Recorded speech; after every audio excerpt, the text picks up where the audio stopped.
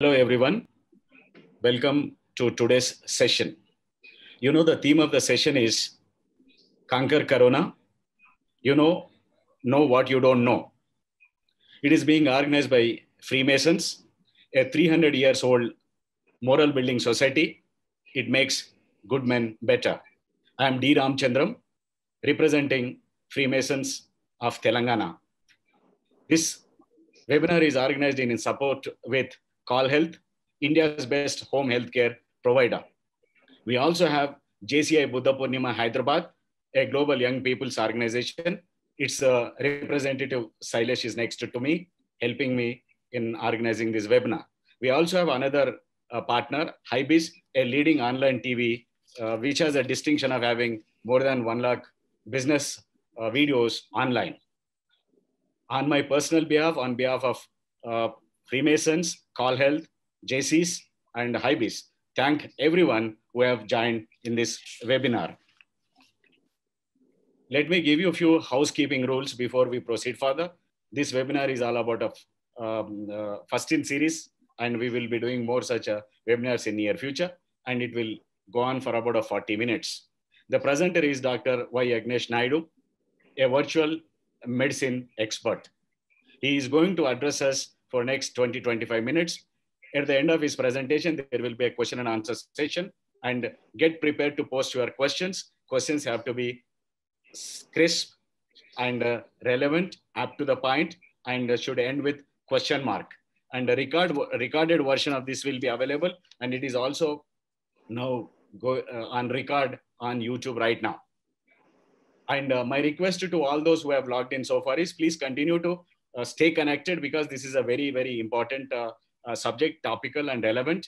And you have many questions, and you have so much of information available, but you don't know what is right, what is wrong, how do you differentiate a fact from a rumor, and what to expect in next coming days. You need to learn from experts. You will also learn tips on physical, mental, emotional, and well-being. And this is also answered to a lot of questions, how to mind your own mind.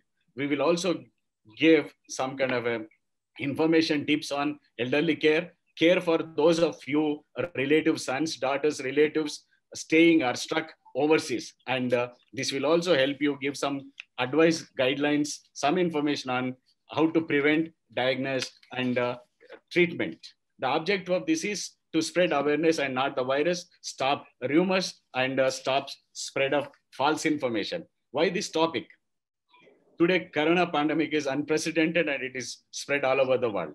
Out of 700 crores of population, out of 750 population of the world is confined to 4 walls and for several weeks. Imagine their state of mind. Imagine the uncertainty that they have. They have many questions. They don't know what to do about it. And the only source of information has become internet or WhatsApp, and WhatsApp has become a corona misinformation hub. And who you ask these questions, and here is an expert.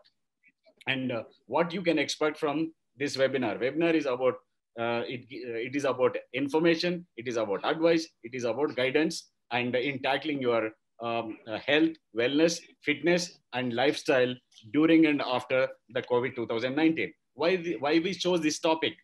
In these last 3 weeks, ever since we have been locked down, Google has become our guru, and WhatsApp has become our university. We all have become screenagers. We have logged onto a mobile screen, internet screen, or a desktop screen, or TV screen. In spite of all this, there is a lot of uncertainty and insecurity. There are many unanswered questions. Still, we don't know when will there be a cure or a vaccine for this dreaded virus, and how deadly and how contagious it is, whether the younger are less prone to this virus attack. Can people be reinfected? That's what we are getting news from China and Korea. Does it spread more slowly in hot places like India? That's what we have been hearing from people. Why there are symptoms are severe in some cases, why symptoms are less in some cases, and how long this pandemic will continue, and when will this whole world will come to normalcy. The $1 trillion of money is being spent in its research by the government and private. Is this money is helping? These are the few questions we don't know, and this is what we expect from doctor. Now, about the presenter. Today's presenter, Dr. Y. Yagnesh Naidu is an internal medicine specialist from Call Health. He's a prolific speaker. He studied diabetology, rheumatology, and gastroenterology. He has a vast experience in both government, private sectors. He's an expert in virtual medicine, virtual wellness, and telemedicine. He has overseen the development of telemedicine platform, which has which is used by 150 plus doctors and 2 lakh plus patients. He's a part of a core leadership team of Call Health, driving innovation in telemedicine, virtual wellness. He's also a consultant physician at a Yashoda group of hospitals. Ladies and gentlemen, I present to you Dr. Y. Vignesh Naidu, today's speaker. Over to Doctor. Thank you, Henry. This is a pretty deep discussion that what you have said, and you have very rightly mentioned that this particular pandemic is a global burden. Especially in a developing country like India, it has a significance because it affects both the family, the economic status, and already stresses out the underburdened, overburdened healthcare system of our country. The reason why we are basically worried about the COVID-19 or the SARS-CoV-2 is that one, it is very highly infectious when compared to the other flu or influenzas, and it is 10 times more lethal than the influenza that we have seen in the past. So this raises a lot of concern among the medical fraternity and also among the polity and the general public per se, because there is still no absolute indication as to how this spreads. Initially, it was said that it spreads only through fomites, droplets, and other forms of physical transmission. But of late, what we have noticed now is that this virus is more airborne. So there was a recent study which has come in recently from the US, which states that they have been able to isolate the virus 13 feet away from the patient, suspended in the air. And there are multiple studies coming in from various parts of the world that the virus is able to survive even for a duration of 9 to 12 hours on certain surfaces of your most commonly used items like metals, wooden desks, and things like that. So what we had practiced in the beginning is continuously changing. What we are learning about the virus is being updated almost on an everyday basis. So we will today deal with what are the most commonly known things about the virus, what are the less known things about the COVID-19, what are the special groups, and what are the most vulnerable groups, both gender-wise as well as in the age-wise, and what is the current update on the diagnostics and management of COVID-19, and what special precautions to be taken. And post that, of course, we'll have a Q&A session, which will be more specific to what questions you ask. So if you look at the COVID-19 scenario, we are basically concerned about the modes of transmission. Like I said, it is both to touch and fomite. And number two, it's also airborne. Number three, physical contact with a person who is already a positive case, proven case of a COVID-19 or a suspect of a COVID-19. This particular strain is highly virulent in the sense that it spreads and it is highly active once it enters your system in damaging your organ systems. Now, there are been certain reports which have said that the Indian strain is less virulent when compared to the Western or our neighboring Chinese strain. Certain parts of it structurally are definitely different, but we are seeing a varied fatality rate, that is death rates when compared to a state to another state. That partly must also be because of higher incidence of reporting and larger number of cases being reported in certain states over the others. And the Indian specific changes which are there to this virus, like I said, is only on the outer surface, a protein marker, which is supposed to make it a little bit less virulent, but more studies are going into it. We are looking at varied presentations of these viruses. So let us hope that it gives us more idea as we go ahead. Now, when you look at the most common presenting symptoms of a particular virus, we would most likely go about and say that it is the seasonal flu type of symptoms. That is where you have a throat irritation, where you have a runny nose, where you have cough, where you have mild fever kind of symptoms or body pains or aches. But if you look at it, fever, the symptom is supposed to be the most predominant part of it. We have noticed almost 75% to 80% of presentations of these cases with fever. Now, when we are talking of these cases, we are saying admitted cases where we have a thorough follow-up of all the symptoms which they are saying.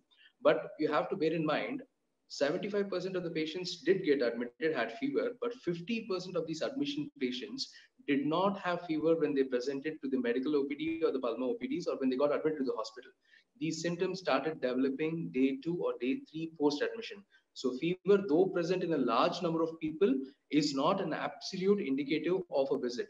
Symptoms like cough, symptoms like a throat pain, symptoms like a running nose or breathlessness, and sometimes in elderly people, even a mild sensation of loss of appetite or feeling of excessive weakness or fatigue or tiredness is one of the reasons why we should visit the hospital and get yourself checked, because it takes time for these symptoms to set in. Symptoms set in from day 5 to day 7 and are there lasting between 7 to the 14th day.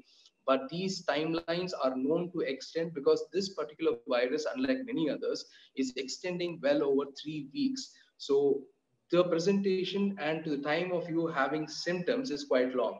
There have been a chunk of patients who have been noticed or tested who had no symptoms at all when the test results were positive. The thing is, these people who do not have symptoms are still virus carriers. They shed the virus and they spread it to the other members of the family or your immediate community. So, like I said, once again, these symptoms are not absolute. Respiratory symptoms, though, calculate for a major chunk of the presentation.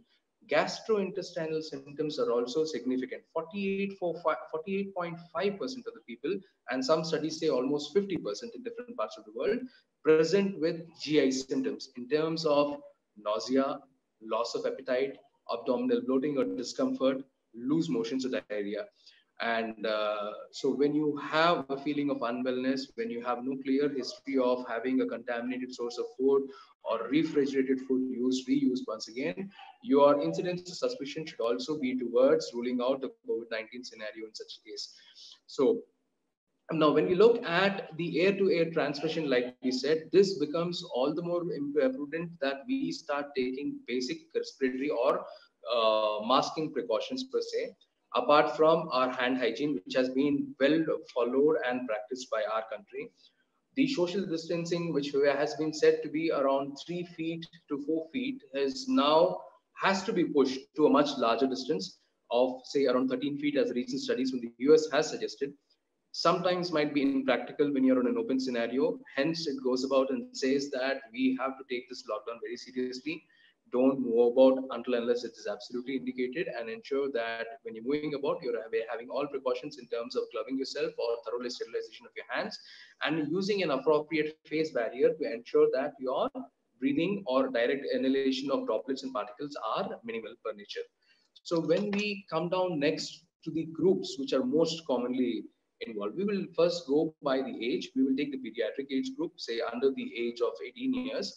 Now, the good thing is that the pediatric age group does not seem to be severely affected by the virus per se. So when we say this, we don't mean they are immune from the virus. They do get virus infections. We have positive cases in India when pediatric age groups are involved, but the disease for some unknown reason does not propagate or does not become aggressive in children. Yes, there are a few deaths which have been documented across the world, but when compared to the number of children who have been affected, the fatality rate is absolutely minimal. So children seem to be protected against the presentations, the common presentations of this particular virus. The millennials who are, I'm sorry, the millennials who are relatively the younger group, present between the 20s and the late 40s or early 50s, seem to be more affected in India when compared to the other groups per se. It now could be related to these millennials moving about more often, being more stressed out than the general population might now has to be seen. But the millennials in India are more affected. The percentage of infections are more when compared to the outside world. And it goes without saying that the elderly group, the group above 60, is affected in terms of severity of the disease much more than the other two groups which we have just discussed. Elderly people, they have stiffening of blood vessels, their oxidative capacity or the capacity to fight the oxidative stress which is caused by free radicals is slightly lower. So they seem to be at the higher end of having or developing more severe versions or progressing to a severe state of this respiratory syndrome. Now, when we talk about special groups, we will talk about pregnancy. It has now becoming more and more clear that the COVID-19 is a bit more troublesome among the third trimester of the pregnant females. That we would say that is the 6th to the 9th month. There are incidences where they have observed that there is a vertical transmission, in the sense from the mother to the child when the child is born or during the labor process itself. So yes, it doesn't see it is studies have shown that there is a little bit of a premature delivery in ladies who are inflicted with the COVID-19 per se. There are cases where the mother is positive, where the newborn is negative. There are standard guidelines also issued on how it has to be maintained, what breastfeeding has to be done, and what mechanisms have to be done and followed to ensure prevention of infection from the mother to the newborn child. There is also a process where we are separating the mother and child and ensuring the mother's milk is being substituted to the child without any artificial supplementations in place, so that the child does not have any issues regarding this. Studies have very clearly shown that there is no indication of the virus being transmitted from the mother's milk to the child either. The second special group after the pregnant group becomes the diabetic and the cardiac patients. Diabetic patients are known to have their immunity slightly on the lower side. There are multiple types of medications and supplementations per se. Their physical activity, their cardiac function is slightly sometimes lesser or less than appropriate when compared to the otherwise healthy groups. Hence, diabetics, especially above the age of 45 or 50 years, have to exercise more restraint in the moving about, or have a high incidence of suspicion when you even develop one of the symptoms of the COVID-19 SARS and get yourself examined, so that we are not progressing or moving to a later stage. I will discuss why even a symptom of the early stage is more stressed upon, because most of the medication that we're using right now are more focused towards the early stage rather than the late stages of the disease. So, and the next group would be the cardiac group per se. Now, most of the cardiac patients are invariably put on drugs for management of either cardiac or the hypertensive symptoms, and most of the medicines are majoritarily nowadays are a category of group called ACE inhibitor or the ARBS group. Now, there have been studies coming in that the people on these two categories of medicines seem to be afflicted more or progress to a severe form of the COVID-19 SARS. But though these studies are still being followed up, the American Heart Association as of now says this is not an indication to withdraw these medicines and add up new substitutes. New drugs should not be added. These drugs should not be added in newly positive patients, but patients who have been continuing these medications, especially from the past, need to continue the same thing until the guideline is further changed. Special category patients in terms of people with rheumatoid arthritis and people in the Department of Oncology undergoing chemotherapy, whose immunity is not absolutely on the best of the terms, should absolutely avoid refraining from any sorts of movements or coming into contact people who are even mildly sick. Just not this particular condition, any condition per se, because their immunity, their ability to mount a response is significantly compromised because of the medications that they are using at this point of time. So if we look at the severity of the cases, we have seen a very varied presentation. The mortality rate in our country right now ranges anywhere from 1.5% to 7.4%, the averaging around 3.5% in India as of today. And Maharashtra seems to be in the higher end with around 7.4% of the mortality rate, where the death rates are around 7.4 for every 100 positive patients. But that could be more likely because more number of cases are being tested and reported in Maharashtra and being tracked more aggressively. If we look gender-wise, males seem to be at a higher risk of contracting the COVID-19 and progressing to symptomatic symptoms or problematic scenarios or the severe stages when compared to the female counterparts. So partiality there again. And elderly people, yes, of course. People with blood group A positive seem to be a little bit more involved, as per the study coming on from US, significantly involved when compared to the other groups. And like discussed, ACE and ARBS people have on hypertensive drugs of these two categories definitely seem to be getting infected a little bit more, but no indication to change these drugs as of date. And that's about it. So now the next important thing comes is, what do we do? When do you approach a doctor and what do you expect? But before we move to that, what we have to understand is this particular flu strain is very different from what the other flus or influenzas are, because this is not causing structural damage to the lungs as the other flus are doing. In fact, this is dealing with the coagulation of your blood. If this causes thickening of your, or the increasing viscosity of your blood, especially in your lungs, thereby compromising your lung function. So what it basically does is it prevents your hemoglobin from exchanging oxygen and carbon dioxide comfortably, because the virus competitively binds with porphyrin, a particular protein. So this ensures, or this causes a problem of lack of oxygenation to your internal organs. So the moment your oxygen is not being sufficiently supplied to any of your vital organs, the organ function starts coming down.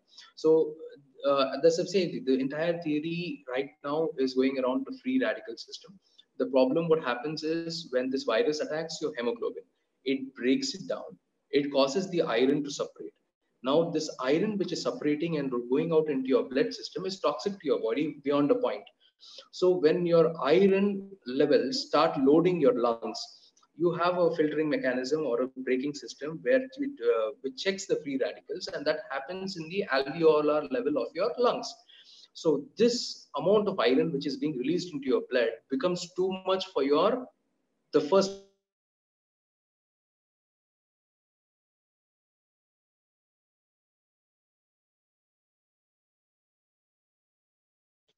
unfortunately, even that gets overwhelmed with this kind of iron load which is coming out from your blood. So, in fact, if you look at a doctor when you meet him, is advising for an iron level when you have cough. The basic idea for them is to see whether you're under any kind of oxidative stress which is occurring. So, this is the basic pathophysiology. It is not causing damage to the structure of the lung. That is why when you see the regular flus or the pneumonias who respond very well to ventilatory support do not seem to be responding well to the ventilatory support in the COVID-19 patients. So what the focus or the emphasis is on thinning the blood, ensuring the coagulation is not more, and trying to fight or get rid of the free radicals. We'll get to the treatment part of this slightly later. So this pathology where you cannot invasively ventilate to ensure your heart and lung is functioning optimally causes absolute deterioration of the case, because there's not much that you can do to improve the lung function apart from the anticoagulation therapy that what we have discussed at this point of time. So when do you move to the doctor? In the pediatric age group, if there is a mild cough or cold or congestion, yes, visit your pediatrician. Ensure that this is falling into this category of the COVID or the non-COVID. There are tests, simple blood tests, which help you differentiate on the based on the cell lines, how they differentiate, how they behave when compared to the normal flu and the COVID-19 flu. If your pediatrician feels that there is a need to be investigated further, they will also go in for radiological studies before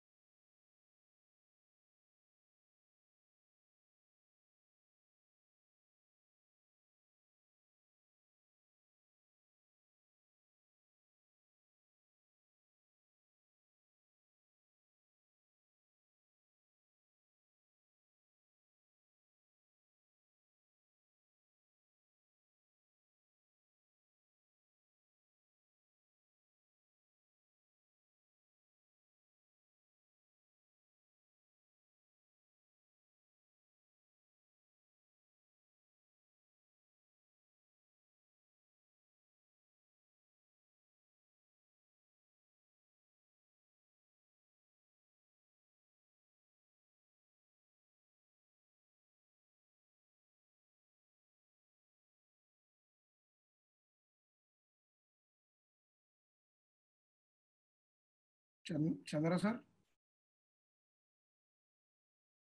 Sir, it is a problem from that side only, sir.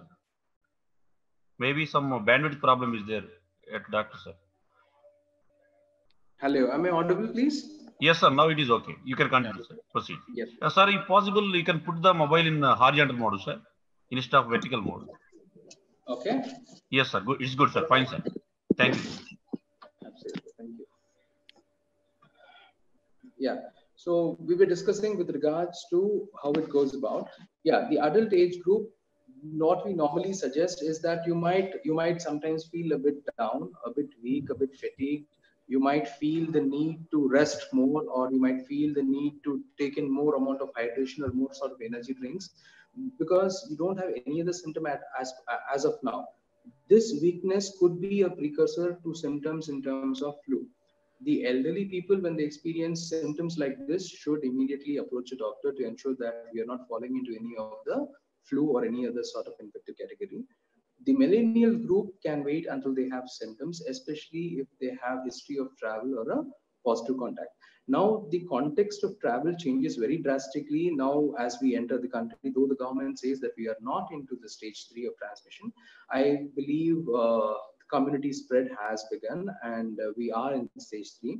So if you have recently visited over the past 2 or 3 weeks to any of the hot zones, even in your same locality or interstate travel, you fall into the category of positive travel history.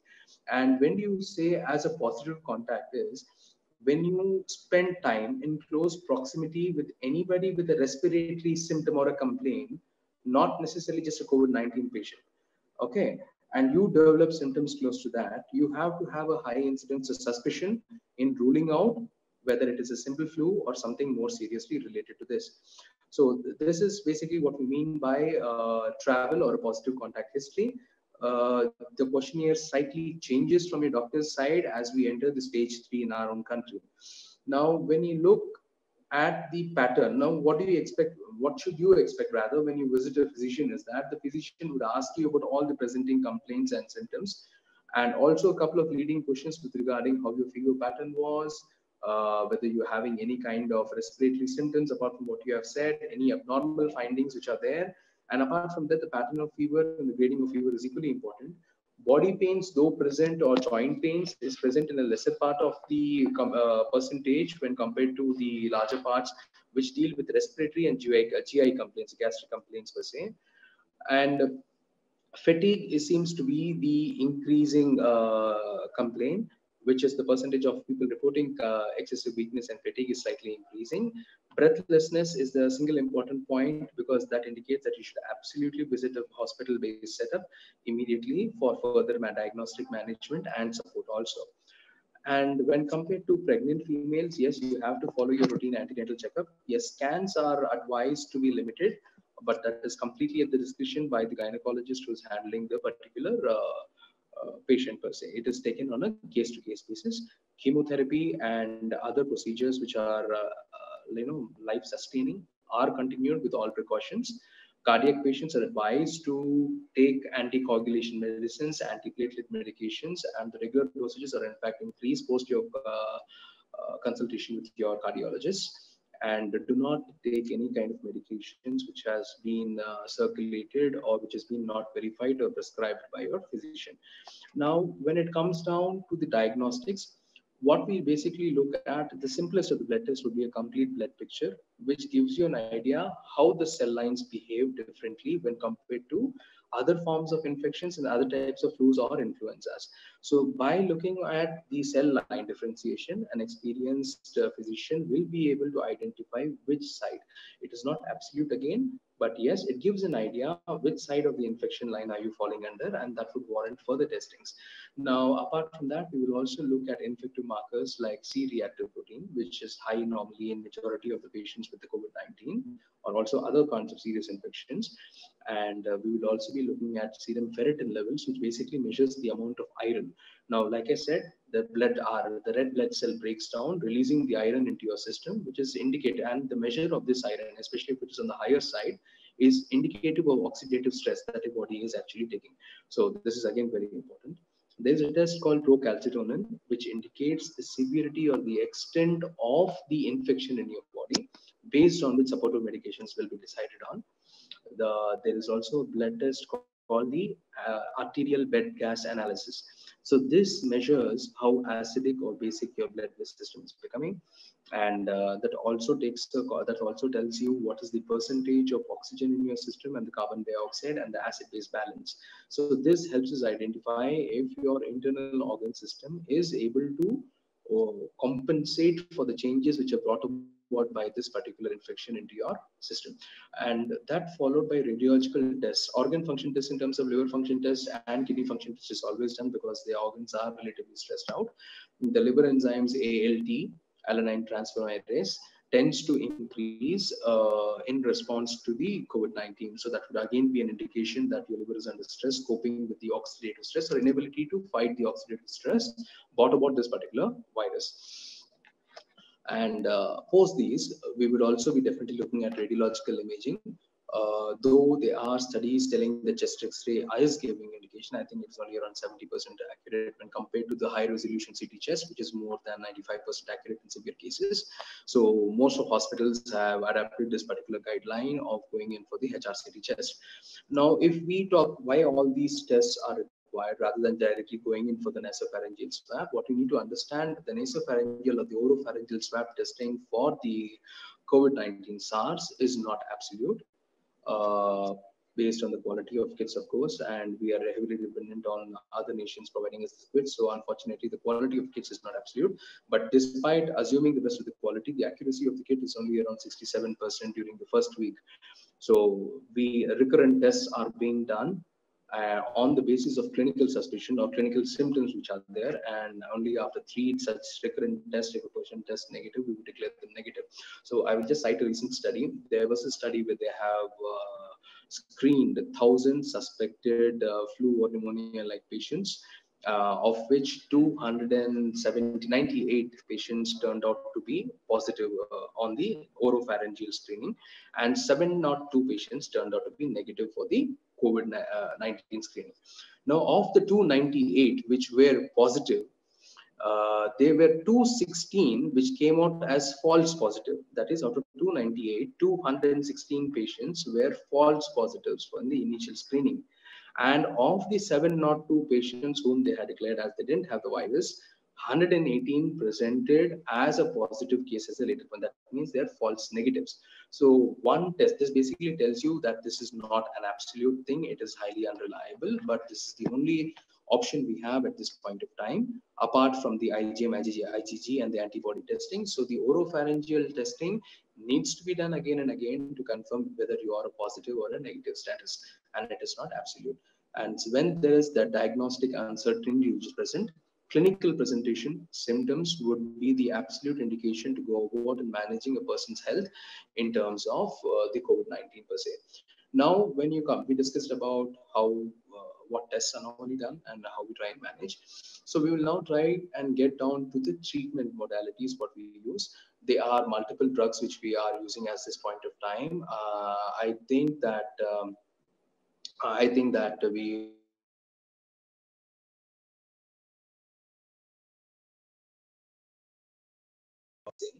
but what we would suggest is that there is no absolute indication to use medications otherwise. If the physician or the treating pulmonologist or the cardiologist feels that you have symptoms of COVID-19 or SARS, or your diagnostics is suggesting that you are moving towards that, they would advise you appropriate medications only post your cardiac screening. You are not supposed to take hydroxychloroquine or any form of other medicine which is being circulated without a medical opinion clearing you for the same. There have been incidents of deaths, yes, in the medical fraternity itself, when people have started taking the precautionary doses as suggested by the health organizations for medical staff without the prior cardiac screening. So there is a study coming from the US also today which stated that a cardiac screening is absolutely important because there are a huge amount of side effects to hydroxychloroquine. Chloroquine or hydroxychloroquine is known to cause uncontrolled heart rates. It's known to cause the rhythm of the heart to change. It is known to cause acute stress onto the heart, apart from the other common side effects which are associated with the same thing.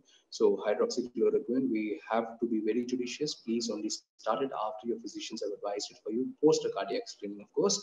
And they are oxygen therapy and supportive therapies in hospitals are there to help you recoup. And most of these seem to be working. But what we are dealing right now is, apart from the the management of the SARS virus, we are significantly controlling and managing the supportive therapies rather than focusing on the treatment per se, because there is no absolute foolproof treatment for COVID-19 as of today. All the studies which are being done are only experimental studies and are based on the experiences of the other coronaviruses that we have had in the past. So hydroxychloroquine and other medicines like this seem to be effective only during the milder forms of the disease, but not in the severe forms. And finally, we'll come down to supplemental medications which can be helpful. We normally see that vitamin C is being advised, or people are advising on these so-called universities or WhatsApp universities that vitamin C is going to help you fight or prevent COVID-19. It is not true. Vitamin C studies are being done in certain institutions abroad, but this is significantly in the injectable form of high load or high doses of vitamin C. And studies are inconclusive so far. I think we have to wait for the trials to come out. But based on the past experiences and outcomes, zinc seems to be effective in a certain way. There was this by a study in Leiden Institute in Netherlands, I think in the year 2010, and they had found incidentally, it was not a planned study, it was an incidental outcome that people on zinc supplementation seemed to perform better when compared to the people on no supplementation per se. And it reduced the time of zinc interferes with the replication of the virus per se, and hence was able to shorten the shedding load and the viral load in the body, thereby faster recovery. So zinc, yes, seems to be the way to go. But oral lozenges, or if there are any question and answers, the moderator would pose the same, and I will be happy to oblige. Yeah, I think we are. Thank you very much, Doctor. We are well within the time. Yeah. Audio, video. Yeah. Let's take some questions. I have a couple of questions here. Yes, are you able to hear me, Doctor? Yes, I'm absolutely able to hear you.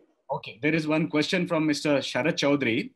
Yeah. The question is, could we have the PPE specifications for various categories of public service providers, routine health workers, and COVID patient / suspect facing health workers? He wanted a specifications of PPE for various people. So basically what we are recommending right now is of GSM above 100 material to be used by all health workers who are facing, or non-health workers also for that matter, who are facing suspect cases, or when you're going out into the community, you should ensure that you are double gloved at any given point of time, appropriate respirators in place to ensure that you're not coming into contact, and ensure that your hair is covered or your face is covered at all given points of time. Keep decontaminating yourself very so often. But GSM 100 and above and polypropylene coated PPEs would be the way to go. Polypropylene PPEs, we would recommend people coming into contact with absolute positive cases because it's much more expensive, very shortly available in our country. But otherwise, GSM 100 would be sufficient for healthcare workers or government employees, the GHMC employees who are going out onto the community level screening per se. There is one question from Mr. Raj Gopal. Yeah. Who says, what is the advice for chain smokers, regular smokers, and casual smokers? Well, it's good news and bad news. The guidelines very clearly say that people who do tend to smoke and people who drink smoking per se are supposed to bring down the smoking significantly. But for chronic smokers who have been smoking for a long duration of time, studies have proven that they do not progress to serious forms of the lung disorders per se in terms of severity, but it is very preliminary. But yes, people who smoke or people who drink, our advice is significantly to bring down smoking and drinking also. Hello. Doctor, I think you have to repeat this. Repeat again. All right. No, there is significant amount of recommendations coming in. Are you able to hear me, please? Yes, better. Yeah. So there is a significant amount of recommendations coming in that people who tend to smoke are supposed to refrain from smoking as much as possible for the chronic smokers. And it is only a social smoker, I think avoiding smoking completely is the way to go. And if you look at alcohol usage, alcohol is supposed to dilate your breathing apparatus, to bronchus and the other alveoli. And that results in more easier ingress of the virus into your respiratory system. So alcohol, we would definitely say an absolute no. Smoking, bring it down as much as you can and abstain if you really can do it by yourself, because alcohol also causes dehydration, which will worsen your symptoms for you. Okay. Doctor, there's one question from Kalakonda Vasanti. She says,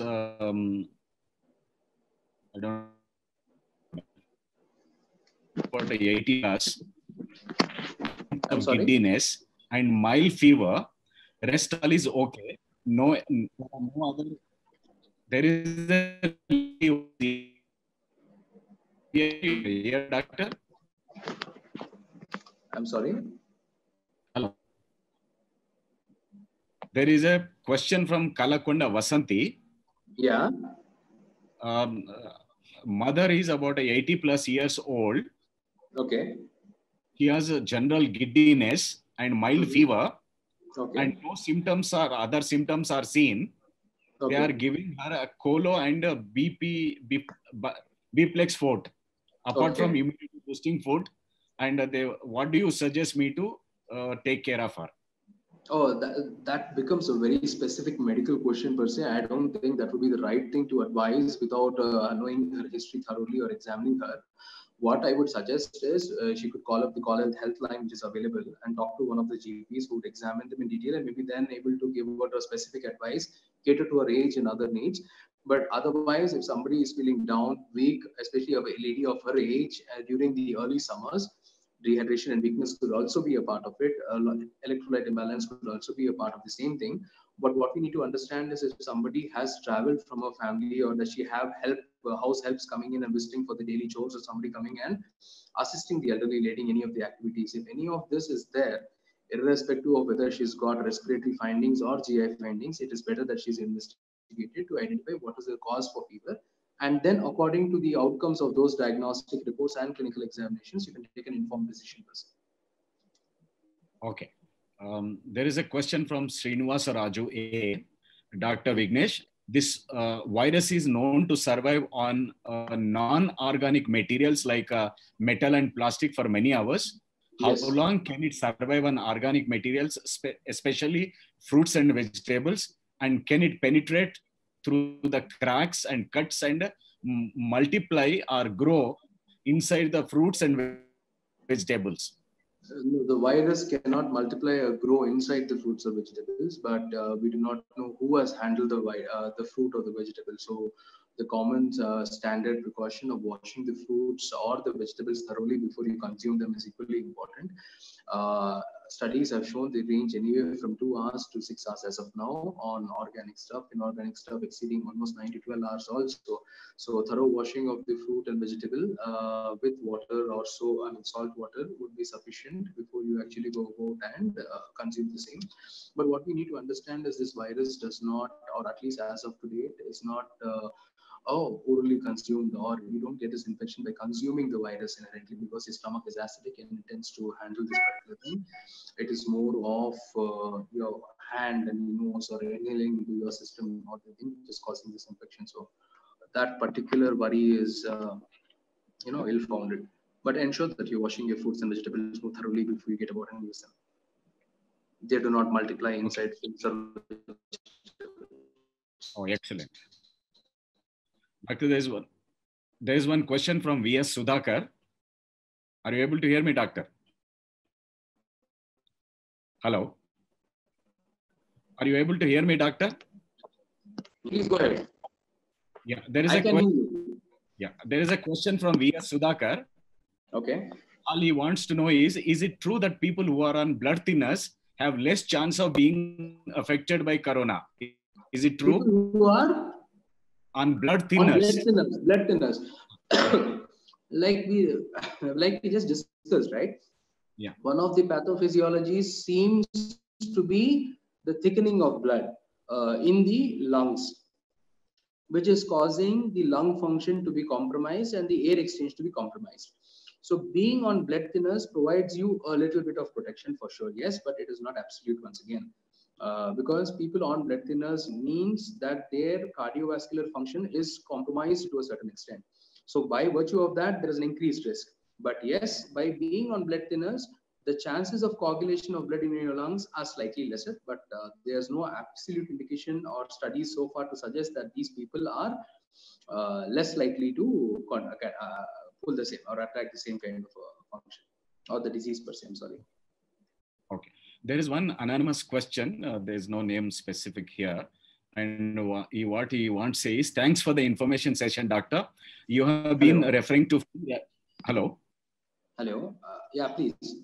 Yeah, there is one question. Anonymous is the person we are unable to make out his name.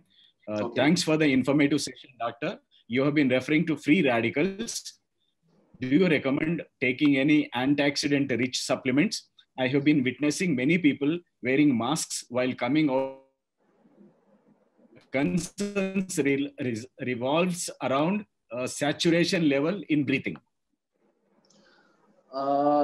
Free radicals, antioxidants, yes. Like I said, zinc seems to be working very well, and there are talks about the use of intravenous vitamin C levels being done, but no oral supplementation vitamin C's as of now. But vitamin C and zinc are supplements which do not cause significant harm to the body. So if somebody is inclined towards taking that, if you have symptoms of flu or cough, then recommend it. Simply taking it will not prevent you from getting protection against the so-called SARS or the COVID-19. To just get about and say you might require around 90 micrograms of vitamin C per day, and 30 more in case 30 grams more micrograms more if you are pregnant, and 35 more if you're a smoker. So simplest way to say is, if you're taking an orange, that would give you the approximately 77. An entire orange will give you 77% of your daily required value of vitamin C. So in case you're pregnant or you're smoking, maybe 2 oranges would cover for the vitamin C, which is normally required. Zinc is available in all kind of legume, vegetables and dry nuts. So consuming them also is equally good enough in terms of fighting the free radicals. Would not suggest any artificial antioxidants as of now, but otherwise this is fair enough. Okay. There's one question from Dr. Mr. Ravindra S. Doctor, what is your opinion on consuming garlic, ginger, lemon, turmeric, etc.? These seem to be our conventional response to common flus, and these items are readily available in most parts of our Indian household. There is no harm in consuming them per se. In fact, even we recommend taking warm liquids or warm fluids to keep your throat more moist and lubricated, and it also tends to keep your respiratory tract a little bit well informed. Pepper and garlic are known to have certain kind of antioxidant activity, so yes, you can definitely go ahead and use them. Not as a treatment option for the particular scenario per se, but yes, for general health point of it, yes. There are no studies so far which have proven that this is protective against it, but no harm in taking it either. It gives you symptomatic relief from the cough and the throat irritation. So yes, you can go ahead and take it. There is one generic question. One gentleman wants to know how to take care of kids. My daughter, who is 7 years old, she always wants to go and play. Is it safe to send her to other flats, play in the same building? What's your advice? That would be very tricky, because the very idea of social isolation or social distancing says that you have to be away from others. It is better to keep them engaged with family members rather than them going out and playing outside, because even in apartments or in the community, they have playgrounds. And I'm not quite sure how far the equipment in the playgrounds or how regularly are they sanitized. And you really have no ideas what is happening in the neighbor's home or who's coming in and going out. So kids can go and play if they're alone, but if they're going out in groups, it is definitely not suggestible, because who is asymptomatic and healthy today can develop symptoms in the coming days or weeks to go. So that little time spent, like I said, even a 15-minute duration is considered as a significant amount of time spent. So no, we would not recommend that kids go out and play with other kids. There's one question from Devra Solanki. He says, government has advised everyone to wear masks now. What kind of a mask one should wear? Will any cloth will do? What about gloves? It is advisable to wear them when going out. Can the masks and gloves be reused? Yeah. See, N95, the so-called, where everybody is talking about a particulate 19 or the NIOSH kind of masks which we use, are strictly meant for healthcare professionals, where the incidence of handling positive cases are relatively much higher. The general public per se, for their basic precautions, can even get about and use cloth masks and ensure the cloth masks are recycled and washed regularly. You can't keep wearing the same unwashed mask for times together. So every time you visit out and come, ensure it is washed separately, either with soap water. That is more than sufficient. And if you're a little bit more finicky about it, ensure that post your wash it is different Dettol solution, dried completely, and only then ensure it is rinsed and then dried up and then used again for the second time. Cloth mask is more than sufficient. I think you have seen our highest level of quality also addressing conferences just wearing a simple cloth mask. Just fold it up into 3 or 4 folds to ensure that the air passing in is minimal. So that gives you significant amount of protection per se. But apart from that, apart from healthcare professionals or people who are infected with respiratory symptoms, I don't think we recommend N95 masks for anybody else. Because the person who is infected or has a suspicion of infection, it is always better that he wears an N95 mask so that it doesn't give the infection out to somebody else. And with regarding to gloves, until unless you don't have any kind of cuts or bruises on your hand, it is very safe to get about and be ungloved.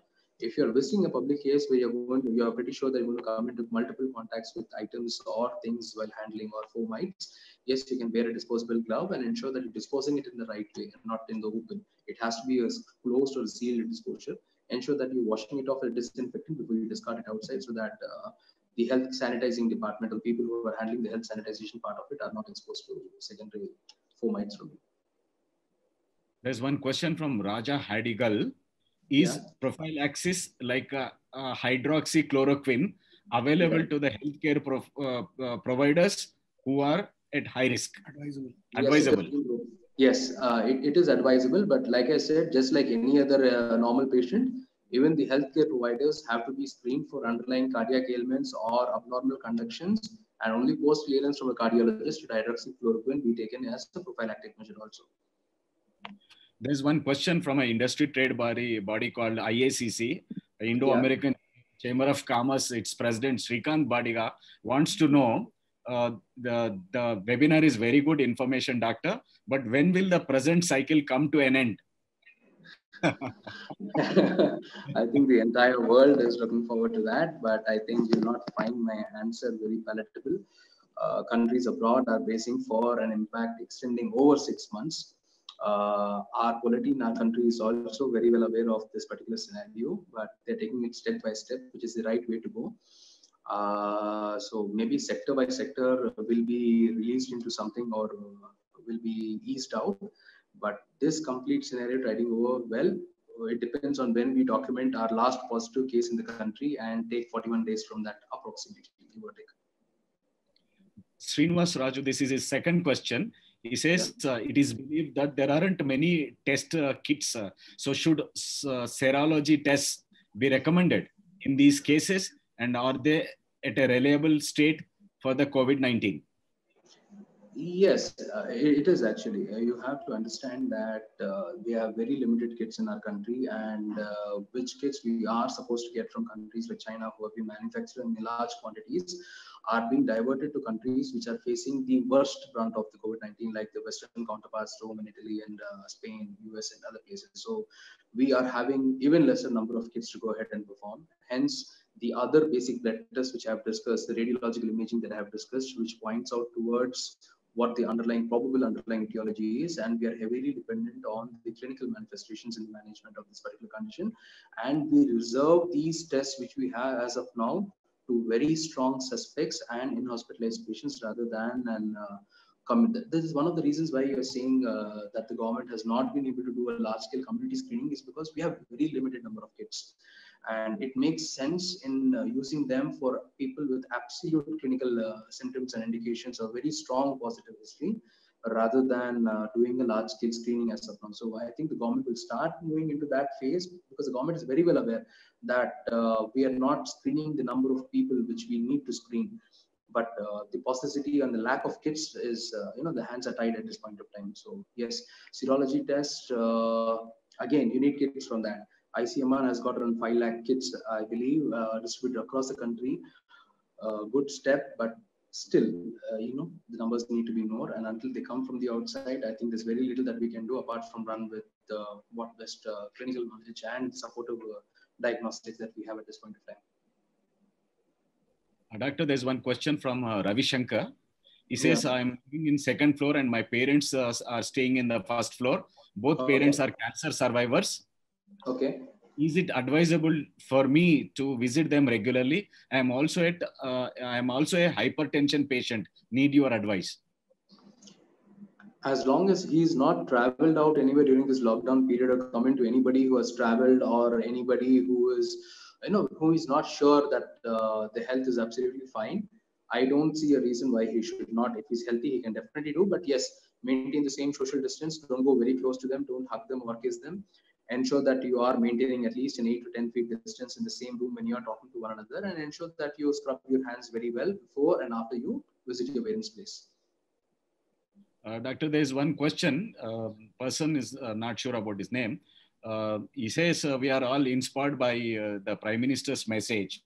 Yeah. Inspired many of our citizens. Prime Minister has inspired many of our citizens to take various measures to contain the spread of this virus. Is there anything more and we as a citizens can do? Also, how do we handle the effects of isolation on mental health? More about a mental health. Yeah, you have to keep yourself physically active. This is the best time that you can inculcate positive habits, working out routine for yourself, good reading habits for yourself, spending quality time with your family members, be it kids or elder members. Ensure that you are spending your time in more productive or positive. See, there's no way to measure how productivity is during this point of time apart from your work, but ensure that your social life is happy and fulfilled, because at the moment you ensure that you are connecting at an emotional and a base level with your near and dear ones, I don't think that there is any way or any additional requirement of ensuring mental health per se. If you are isolated and you truly are isolated even in the social sense, then it becomes a problem, because see, idle man is the devil's workshop. 1,000 ready ideas come to your head. So reach out to your fellow colleagues, reach out to your family members, spend quality time with the people at home, share household responsibilities, go in for a deep cleaning of your home if possible. Ensure that you're exercising in your home, not outside your home, please, in your home, in what little way you can. And inculcate decent habits which are there, something which you would also carry after this lockdown. And that would, I think, build a positive lifestyle for oneself rather than putting stress.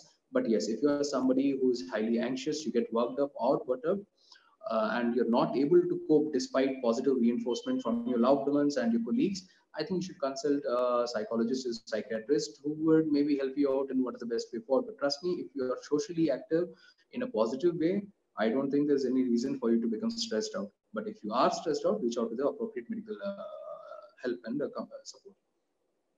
Doctor, this question is from an IT industry. There is one Sailaja, an IT professional. She wants to know what care should be taken after lockdown is over and how long? See, I don't think the moment the lockdown is removed, any organization is going to start off. It is not recommended immediately. Also, the inflow of the employees also should be staggered. Set by set of people start coming in. But before that happens, I think the entire premises should be sanitized in an appropriate way to decontaminate any of the equipment or anything which is present there. I don't think any virus would survive for beyond a day or the hours per se. But despite all that said and done, an office which is not used up to number of fomites apart from this virus tend to grow. So the organization, whichever it is, the office setup has to be decontaminated or desanitized, and only post that employees should come in, but employees should come in more in a staggered approach rather than people coming in large numbers. That applies to any organization. One millennial, I think, is from Indore. Abhijit wants to know that is there a chance of getting infected by consuming fruits handled by infected persons? I think that is obvious. Yes, if you do not know which fruit is contaminated or not, people are saying, in fact, to go in for we in fact are suggesting that you take lots of fruits and vegetables which are seasonally available and keep yourself well hydrated. So it is very hard to say whether what is contaminated and what not. So apart from the thing that you can actually take a precaution by ensuring that you're washing your fruits thoroughly or vegetables thoroughly before you get about and consume them. Vegetables are much more safer because you want to keep cooking them. Cooking disseminates what little virus or bacteria which is present. But when fruits are taken in raw, ensure they are thoroughly washed and only then consumed. Leave it lying out there for maybe 6 hours or so. Don't consume it immediately after you get back the food. Wash it, let it lie there for a couple of hours or maybe a day, and then consume it the next day. You are safe, logically or theoretically at least. There's one question from a very senior member from Freemasons community, Mr. Brother Subarao Tiperneni. He has two questions. Is it safe to get newspapers home? There are mixed opinions we read about them. How far are they true? That is one question. Other one question is steaming for normal health individuals recommended to improve immunity? Steaming, no, we would not recommend steaming for normal health individuals. You don't have to do anything or anything therapeutic when you don't have a particular health issue per se. And newspapers, yes, because that is the only sane way for you to be informed about the correct decisions or the correct information which is there. I have seen certain videos again on the WhatsApp and other social media where people are ironing the newspaper before they get about and read it actually. So yes, you can go ahead and read a newspaper, post, you take necessary precautions and people who are handling it. That's about it. Ensure that there are least number of contacts before you get about it into this. There are many questions, but I'm not taking a repetitive questions. There is one question from Srinivas Raju. And we will make this the last question, Andy. I have patients to attend to. Please don't mind. If there is anything, maybe we'll plan out for something else in the coming days. Sure, doctor. This last one question. Is it true that the virus is not live virus, but is protein based? So how optimistic could we be for coming up with a vaccine? No, the virus is a live virus. This is not a dead virus, Andy. Dead viruses do not cause this kind of a virulence. It is a live virus. Every organism is protein based, including new carbon and protein based. So yeah, vaccine, it is too early for it to come out now. It's going to take up at least a couple of years before they come out with a fully functional and approved vaccine. They jump steps in clearing a vaccine. The potential side effects will be negated. I mean, you will be ignoring them and you end up after a couple of years noticing side effects. So I don't think so, at least something logical coming out in the near future. If all steps are ready. Okay, thank you so much, doctor. I know you are hard pressed for time, and thank Call Health, JC's, Hybees, and all those who have come live on this webinar. Thank you so much, and we are much more enlightened. Thank you, doctor.